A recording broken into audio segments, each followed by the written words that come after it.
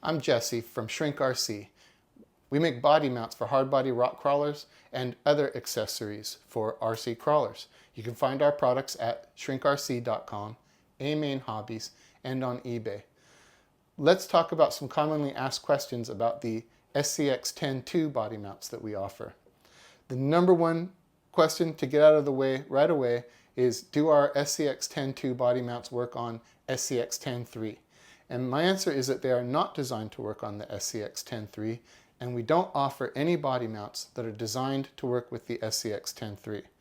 I say that because the SCX10.3 is different in the way that the parts attach to it, and our mounts will not bolt up to it in the same way.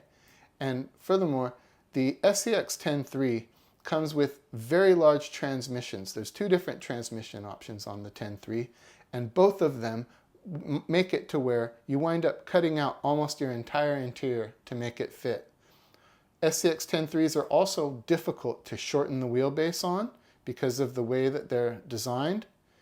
And on some of the SCX10.3s, the motor mounts to the side plates, and on other ones it doesn't. So it winds up becoming a kind of a mess for us to offer mounts for the SCX10.3, and that's why we don't offer them. There's a couple cases where people have tried to adopt our 10.2 mounts to a 10.3. I've seen a couple where they were kind of successful and a couple not so much. So it's not something I recommend, and that's why we don't offer it that way on our website. But we do have mounts for the SCX10.2, and SCX10.2 chassis are still available. I just checked on AMain, and you can still get an SCX10.2 style chassis. So it's worth us still talking about because it is such a great chassis, and it's one of the earlier chassis, and in fact the SCX10 was what got me into all of this. But the SCX10.2 was a great upgrade to the SCX10, and there's some really nice things about it. For one, it's really easy to modify the length of a SCX10.2 chassis to fit 12.3 inch or 11.4 inch wheelbases just by changing the rear links.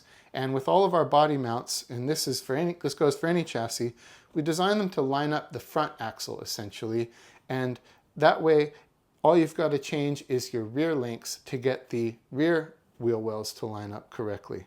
This is a OG SCX2, well, sometimes OG means the original SCX10. Obviously this is an SCX10.2, but this is an older builder's kit for the SCX10.2 that you can't get anymore. I have shortened it to the 11.4 inch wheelbase. I've made a cutout in between the seats to fit the motor up in between the seats, and we have a center console that you can use on the Blazer that kind of hides the spur gear in that case. I've also used one of our bench seats in the back to hide where I cut through the bed for the shock towers. On almost all of our body mounts, you need to make holes in your bed for the shock towers.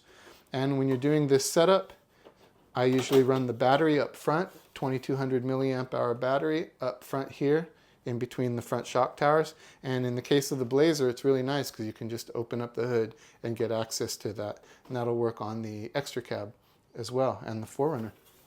So we make a few different body options for the SCX10.2.